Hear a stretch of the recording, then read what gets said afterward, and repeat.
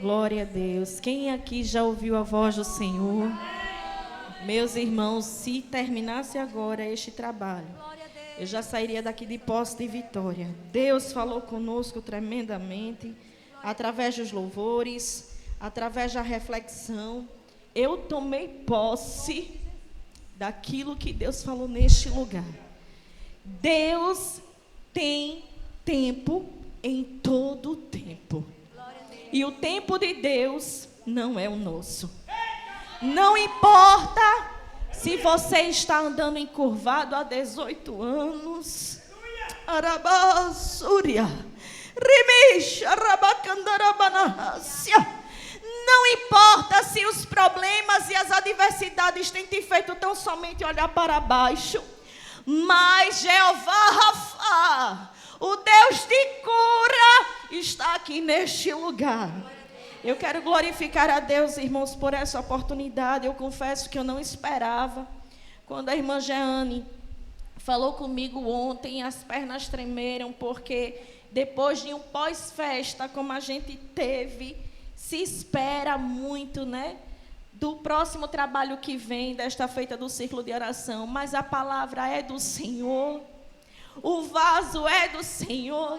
E a palavra de Deus, como ela mesmo diz, ela é viva, ela é eficaz, ela é mais penetrante do que uma espada de 2 gumes. Ela invade a divisão da alma e do espírito, juntas e medulas, e ela é apta para discernir os pensamentos e as intenções do coração. Essa é a palavra do Senhor.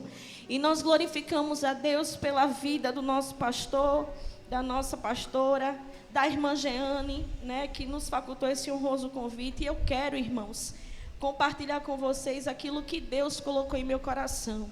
Como eu disse, quando a irmã Jeane falou comigo ontem, eu fiquei lutando com Deus, porque as forças físicas se foram.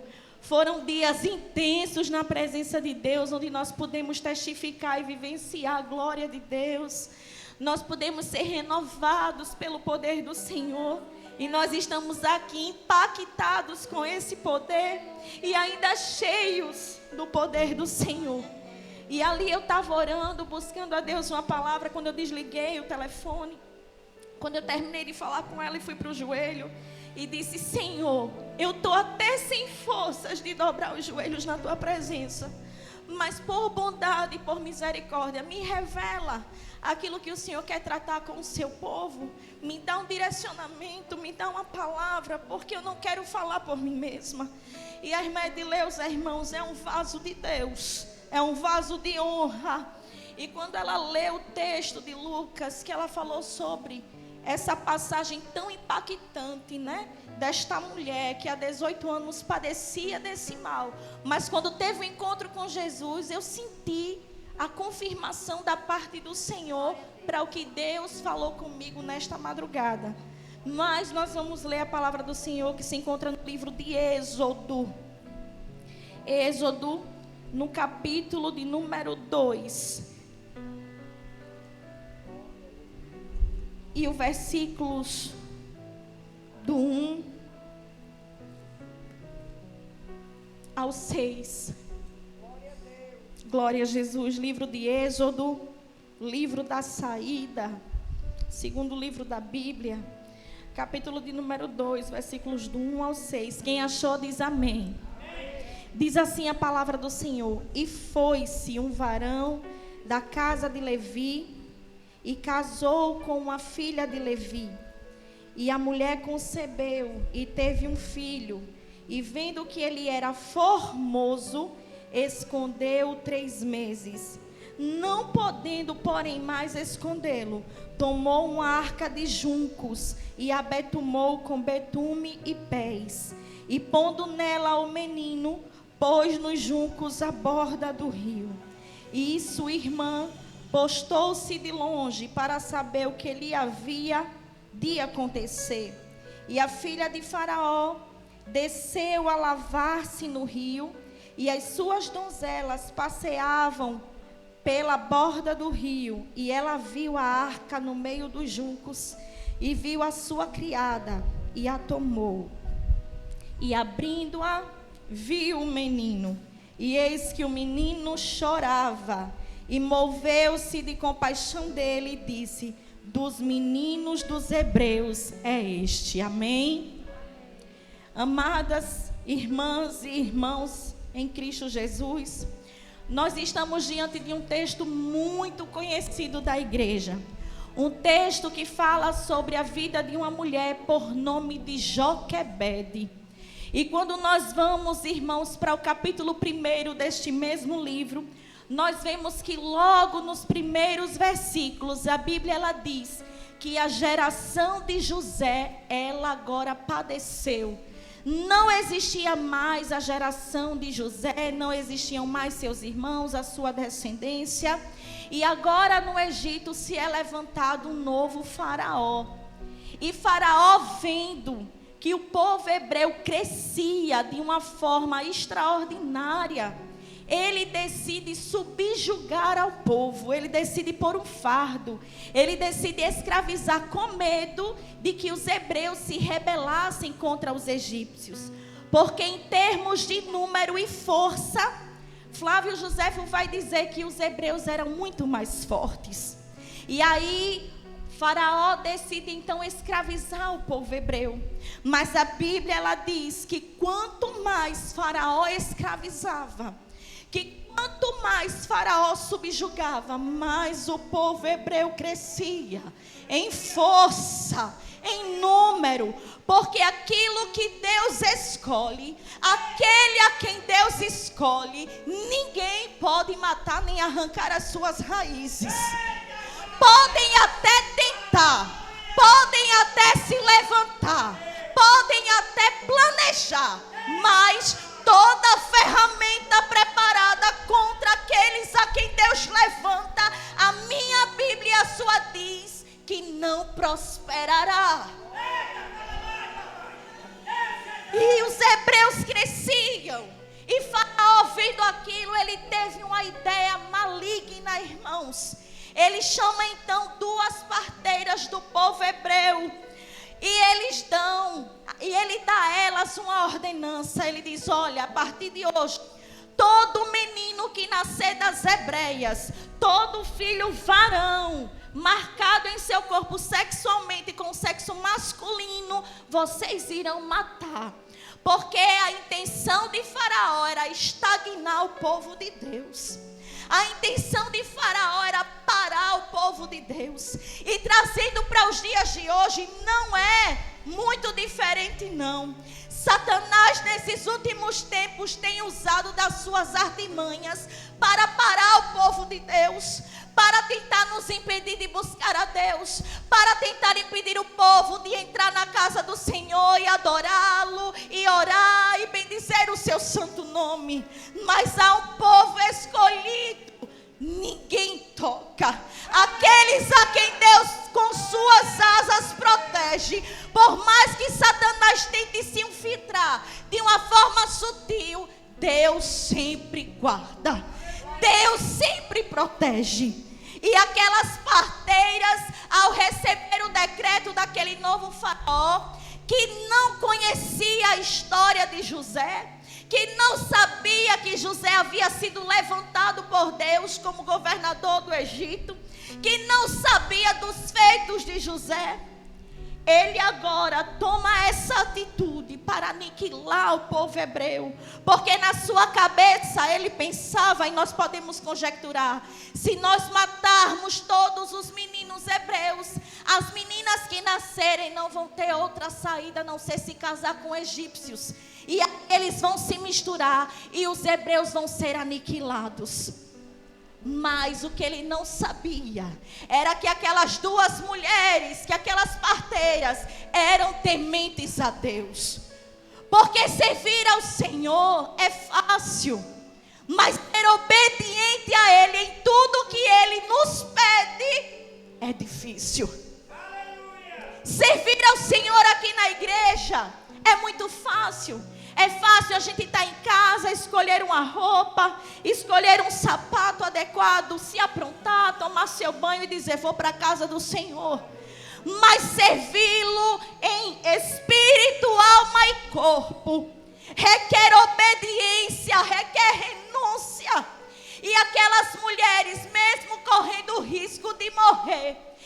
elas não se amedrontaram com aquele decreto. E elas temeram a Deus. E quanto mais as mulheres hebreias engravidavam, mais elas deixavam as crianças virem ao mundo, sendo homens ou meninas. E Faraó, percebendo isso, manda chamar novamente as parteiras e pergunta o que é que está acontecendo. E as parteiras respondem: é porque as hebreias são mais fortes do que as egípcias. E agora, irmãos, nós adentramos nesse cenário com esta mulher por nome de Joquebede. Joquebede, ela aparece agora na história onde o contexto era totalmente desfavorável. Nós sabemos que Joquebede já tinha 2 filhos, que era Miriam e Arão, seus primeiros filhos, e agora Joquebede está grávida.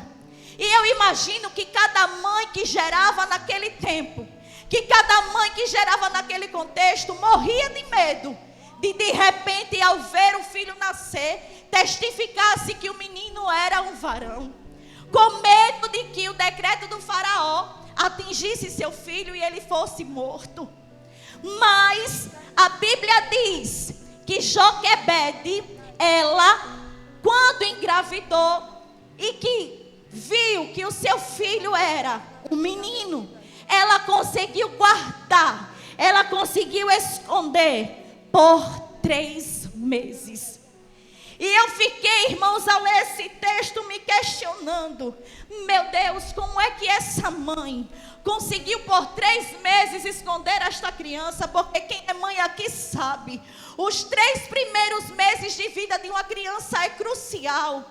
Nos 3 primeiros meses de vida, a criança geralmente tem cólica, a criança geralmente chora muito. Por quê, irmã Jéssica? Porque a criança, ela está agora se adaptando ao mundo. Ela agora não está mais dentro do nosso ventre, ela agora está tendo que se adaptar a novas mudanças climáticas, tendo que aprender a respirar de uma forma diferente, tendo que se alimentar de uma forma diferente, que não mais é pelo cordão umbilical, porque assim que nasce o cordão, ele é cortado. Então são muitas as mudanças que os bebês, eles perpassam para poder sobreviver. E os 3 primeiros meses de vida, todos os pediatras, todas as obstetras dizem que são cruciais para a sobrevivência daquela criança.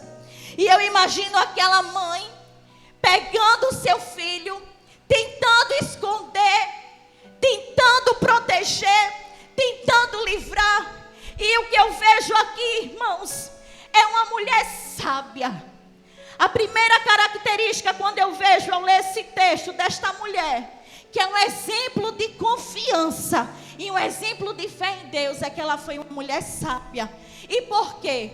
Porque no meio do vendaval, no meio da tempestade, Joquebede não se desesperou. E ela tinha todas as ferramentas favoráveis ao desespero. Porque quando a gente passa por tribulação, quando o nosso sapato se aperta, não tem esse que não fique desesperado. Por mais que tenha confiança em Deus, por mais que creia que Deus é único e suficiente para poder resolver a nossa causa, mas a nossa carne, ela é fraca. E quando eu olho aqui esta mulher, o que é que eu aprendo com ela? Sabedoria. Sabedoria em tempos de crise. Sabedoria em tempos de calamidade. Sabedoria em tempos de vendaval. E nunca foi tão urgente nós, como igreja do Senhor, termos sabedoria, independente das circunstâncias pelas quais eu e você venhamos a passar. Eu não sei se de uma enfermidade física, eu não sei se em problemas do casamento, eu não sei se problemas com o filho, mas em todo o contexto da nossa vida, nós precisamos pedir ao Espírito Santo de Deus que derrame sobre nós sabedoria. Tiago, no capítulo 1 e no versículo 5, ele diz: se alguém tem falta de sabedoria, peça a Deus, que a todos dá liberalmente. Deus, ele tem prazer em nos dar sabedoria. Deus, ele tem prazer em nos ensinar a como agir diante das adversidades. E quando nós olhamos aqui esta mulher, nós vemos um exemplo de uma mulher sábia, de uma mulher inteligente. Porque, minhas irmãs, guardar uma criança por 3 meses, esconder por 3 meses não é fácil. Mas quando ela percebeu que ela não tinha mais condições, acredito eu que nem físicas, nem emocionais, nem tampouco psicológicas, Deus deu a ela uma estratégia que somente quem tem fé e confiança em Deus pode receber da sua parte. No versículo 3, a Bíblia diz que ela, não podendo mais esconder, ela pega e constrói uma arca de junco. Ela abetuma. Quando eu fui pesquisar para junco, eu vi que é uma planta que se dá na região lá do Nilo. Uma planta que ela quando secada ao sol, vira uma espécie de palha, uma espécie de cipó forte. E que Joquebede pegou agora esse material e construiu ali uma arca. Ela pegou asfalto. Betume é como se fosse esse material que nós asfaltamos as nossas ruas. E ela betuma toda a cesta. Por quê? A sua preocupação era da cesta não afundar. Então ela precisava de um material forte, sustentável, para quando ela botasse lá no rio, a arca não afundasse. Agora imagine o coração dessa mãe.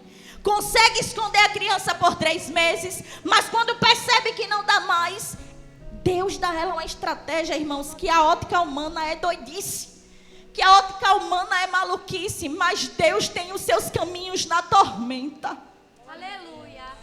Deus tem os seus caminhos na tormenta. Alguém pode olhar para você, ver você sorrindo, ver você bem vestido, mas só você sabe o que você passa por trás dos bastidores.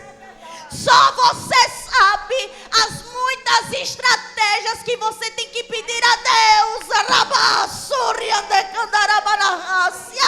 para poder sobreviver.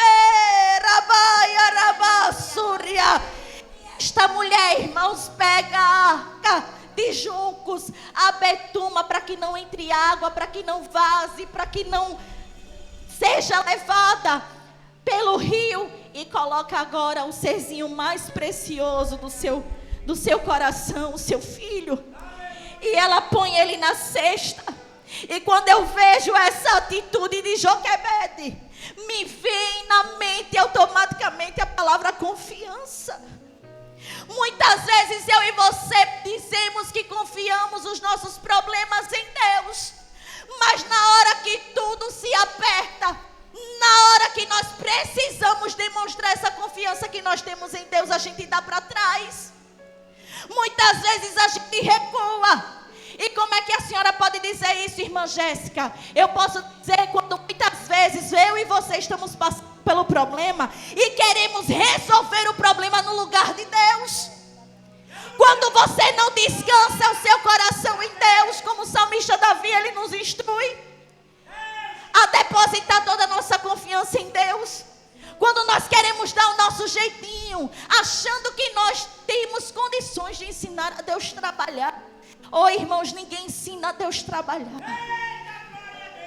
Ninguém faz jeitinho no reino. Ninguém consegue, com artimanhas próprias, fazer o que Deus faz. Porque aquilo que Deus faz é grande, é público, é notório. Às vezes até a gente quer esconder, mas para a glória do Senhor, as coisas têm que acontecer segundo o seu querer e a sua vontade. E a gente vai lendo as Sagradas Escrituras e vê uma mulher confiante. Colocou o bebê no cesto, colocou em um rio, irmãos, que geograficamente falando, o rio Nilo era o rio que nutria todo o Egito. Era do rio Nilo que os egípcios extraíam toda a sua subsistência. Mas era um rio de águas caudalosas. Era um rio que não era fácil de todos os trechos você tomar banho, porque ele tinha correntezas. Além disso, existe um historiador que diz que havia muitos crocodilos. Meu Deus! E como é que uma mãe pega uma cesta, uma arca, coloca seu filho em um rio desse, irmãos? Tem que ter confiança na dispensação da graça.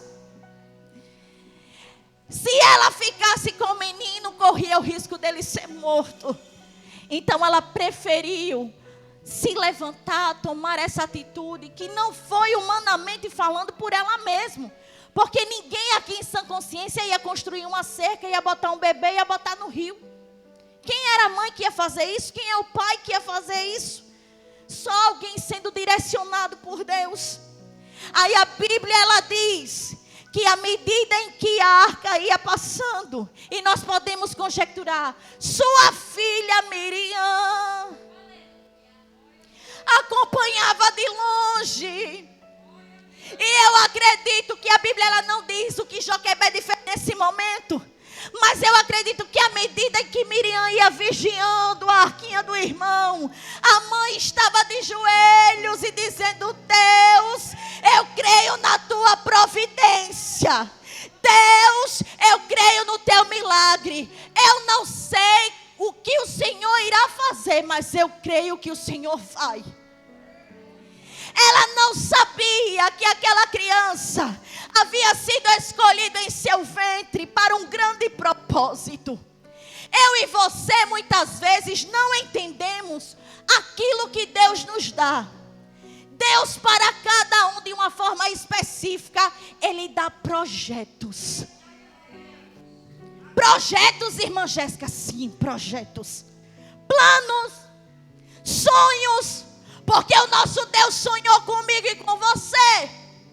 O nosso Deus tem planos e projetos que o meu olho e o seu olho não conseguem enxergar. Joquebede, ela não pediu a Deus um terceiro filho, mas Deus deu, irmã Sandra. Ela não sabia que Terequer iria ser o libertador do Egito. Ela estava carregando dentro dela um projeto de Deus, para a glória do seu nome mais tarde. Os hebreus estavam sendo escravizados 400 anos. Viviam sendo escravizados, chicoteados. Mas havia um menino no rio, dentro de uma arca, jogado à mercê da confiança em Deus, não da morte. Porque da morte ele sobreviveu durante 3 meses escondido. Mas essa mãe que nos ensina a ser sábia, que nos ensina a ser inteligentes e agora nos ensina a ser confiantes, ela tem uma atitude, irmãos, que só quem é crente em Deus pode ter. Quantos de nós não passamos por situações semelhantes à de Joquebede? Hoje ninguém vive mais sob um decreto para matar bebês. Mas quanto decreto Satanás não tem infiltrado no parlamento para tentar parar a igreja, para tentar tirar a nossa voz. Quantas artimanhas você não enfrenta muitas vezes dentro do seu lar, com o seu marido, com os seus filhos, seja com sua mãe ou com seu pai. E muitas vezes o que Deus espera de mim e de você é a atitude de Joquebede. Colocar todo o problema dentro da arca, deixar no Nilo e apresentar aquele que pode resolver. Porque existem problemas que eu e você conseguimos resolver até certo ponto. E aquilo que eu e você nós não conseguimos resolver, o que nós temos que fazer é o quê? Colocar o joelho em terra. Apresentar a Deus em oração. Porque há poder na oração. Antes de Jesus ser crucificado, lá em João, entre os capítulos 12 e o 14, ele dá o seu último sermão aos discípulos. Ele percebe que os discípulos estão angustiados por todo o contexto que estava acontecendo de opressão. E Jesus, ele olha para os discípulos e diz: não se turbe o vosso coração. Credes em Deus, credes também em mim. Eu já preparei um lugar para vocês. E mais adiante ele tece algumas promessas. E entre elas ele diz assim: e tudo o que pedires em oração em meu nome, segundo a vontade do Pai, recebereis. Ele não disse qualquer coisa ou algumas coisas. Ele disse tudo o que vocês pedirem ao Pai em oração, segundo a vontade dele, vocês virão receber. Acontece que nós precisamos entender que o alinhamento da vontade de Deus nem sempre está alinhado ao nosso propósito de vida. Porque nós traçamos propósitos pequenos. Nós temos o costume de pedir coisas ao Senhor pequenas. Ah, Senhor, eu queria uma casinha. Senhor, eu queria um carrinho. Senhor, eu queria uma roupinha, um sapatinho. E você esquece, crente, que o teu Deus é Deus de coisa grande. Que o teu Deus abriu o mar vermelho. Que o teu Deus aniquilou todo um exército quando o seu povo passou por entre muralhas de água.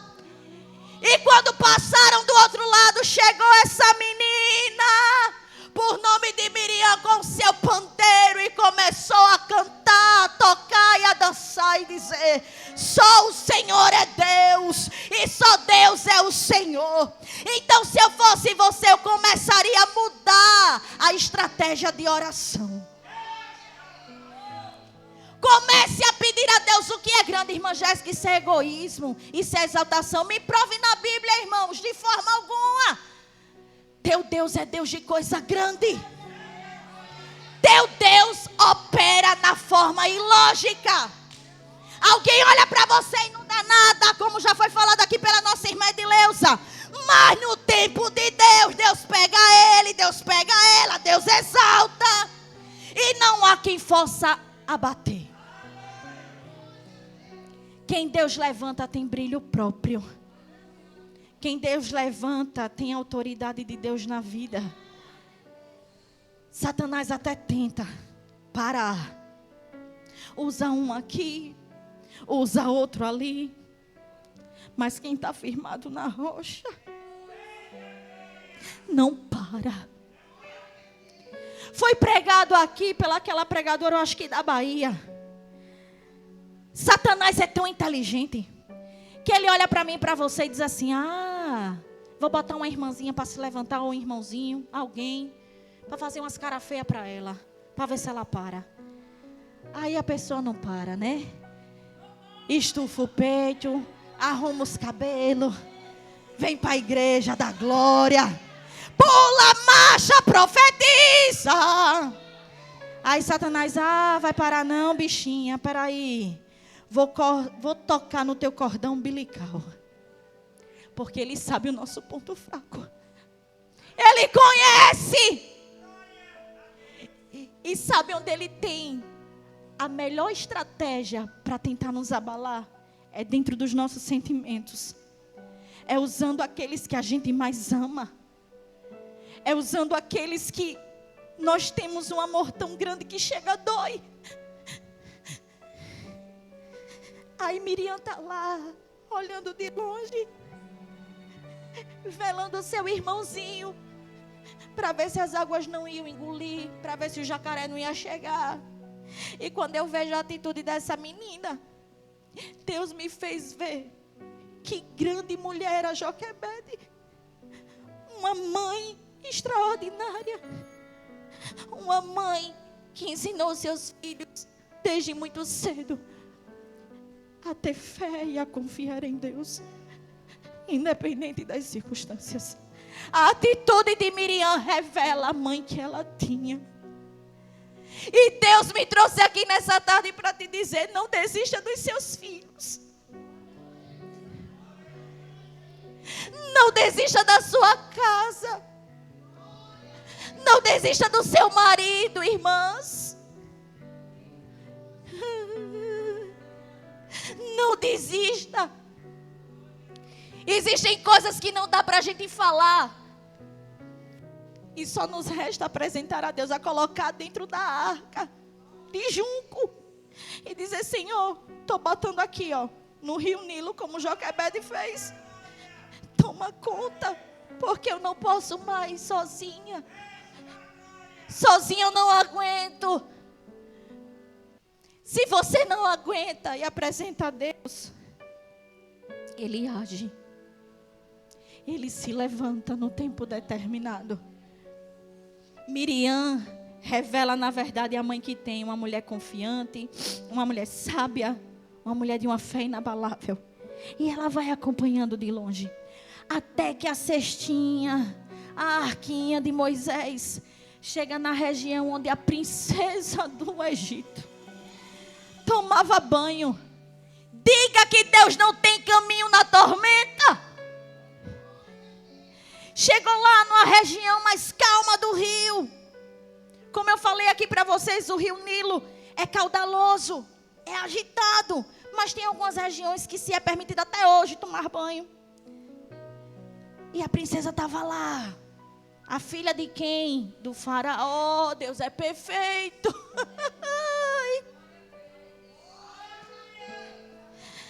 Aí ela está lá se banhando e de repente escuta o choro de um bebê. É, minha irmã, quando a gente chora, quando a gente se aquebranta, os céus se movem ao nosso favor. Certa vez alguém olhou para mim, foi por esses dias, e disse: Ô Jéssica, às vezes eu olho para tu e não entendo, tu chora tanto na igreja. Aí eu olhei para a pessoa e disse: estranho seria se eu não chorasse, né não? Estranho seria se eu viesse gelada, permanecesse gelada. Mas é impossível, irmãos, não chorar da presença de Deus.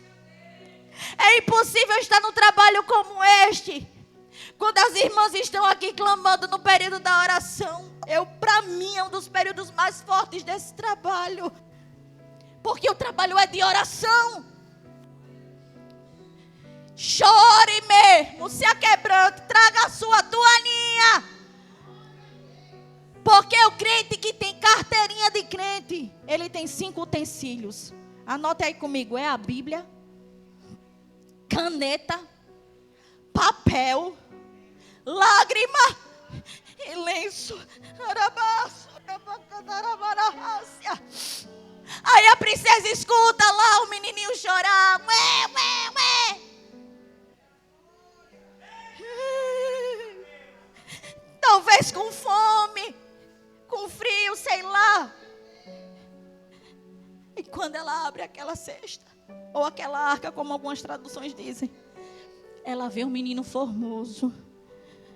Porque no versículo 2, do capítulo 2, olhe só o que diz. A mulher concebeu e teve um filho, e vendo que ele era formoso. Moisés era bonito, irmãos.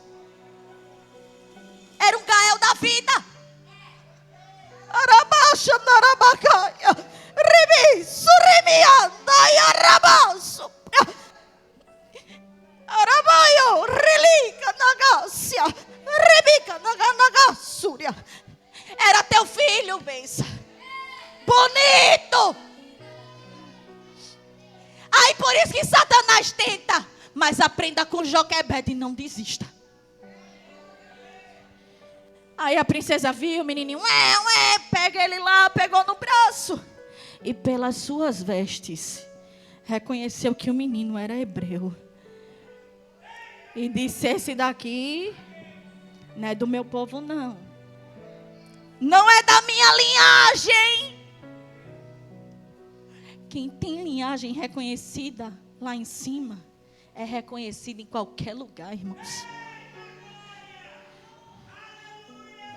Moisés poderia ter parado no Egito, ter parado em outro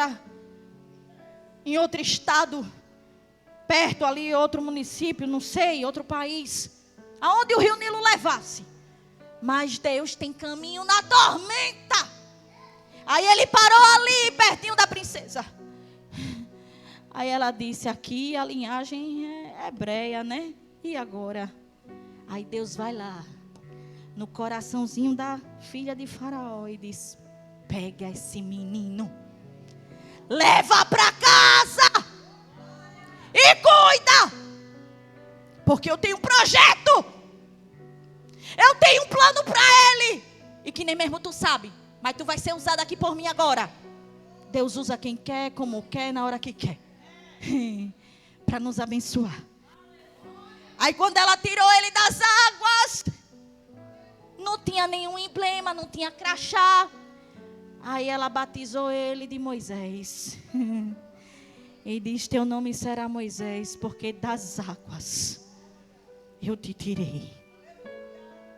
Aí Miriam, que estava acompanhando de longe, chega, como quem não quer nada. Porque crente esperto é assim, né? Vai beirando. Depois de ter orado, de ter jejuado, aí Deus diz: agora vai lá, Miriam. Tu já fez tua parte, tu cuidou, tu vigiou, tu zelou, tu velasse. Vai lá, Miriam. Eu creio que foi o Espírito Santo de Deus que usou aquela menina. Aí ela chegou e fez: princesa, a senhora não quer não uma ama de leite para cuidar desse menino hebreu? Eu conheço uma, princesa. Aí a princesa olhou para ela e disse: vai lá buscar. Sabe quem foi cuidar de Moisés, irmãs? A sua própria mamãe.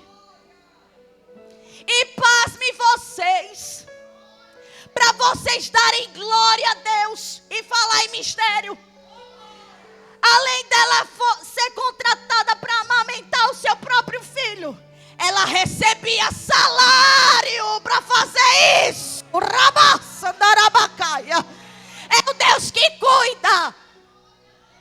E diga-se de passagem, esses homens e mulheres que viveram desse contexto, que eram escravizados, tinham sua comida escassa, mas a casa de Joquebede não faltava água, nem botija, nem azeite, nem pão. Ela recebia salário. Ela poderia ali naquele momento que ela se chegou à princesa revelar que ela era a mãe de Moisés. Ela tinha todo o direito. Primeiro, ela percebeu que a princesa ali estava quebrantada, porque ela disse que ia cuidar daquele menino. Então, se ela chegasse e dissesse que era mãe, possivelmente ela talvez iria se mover de íntima compaixão de Joquebede. Mas o projeto que Deus tinha para Moisés era para formar ele em toda a ciência do Egito. Era para ele ser um príncipe. Porque Deus pega quem não é para confundir quem é. Deus usa quem não tem para confundir quem tem. Deus pega do anonimato e dá um nome. Aí ele foi levado para a casa da mamãe. Joquebede amamentou, acredito que foi festa em casa, com Arão, Miriam, Arão, e a própria Joquebede fazendo festa lá, que Moisés tinha voltado para casa.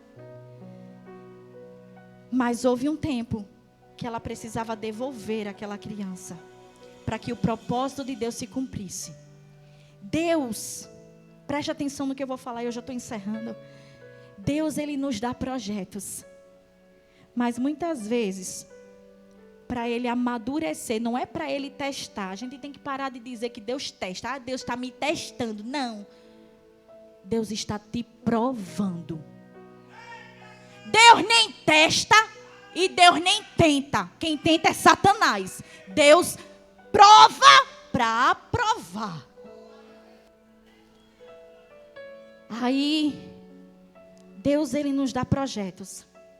Mas muitas vezes, para amadurecer a nossa fé, Ele toma o projeto para si. Para ver até onde eu e você, diante dEle, desenvolve a nossa fé, a nossa confiança, a nossa sabedoria, a nossa perseverança. Aí quando a gente chega no ponto que Deus quer que eu e você chegue, aí Deus toma de volta a Quitéria, toma de volta a Terezinha, Toma de volta, Raquel. Toma de volta, Jeane. Toma de volta, irmã Jacina. Toma de volta. Toma de volta. É teu. Eu fiz para você. É teu. É teu. E o que eu te dou, ninguém toma. Fique de pé por bondade nessa tarde.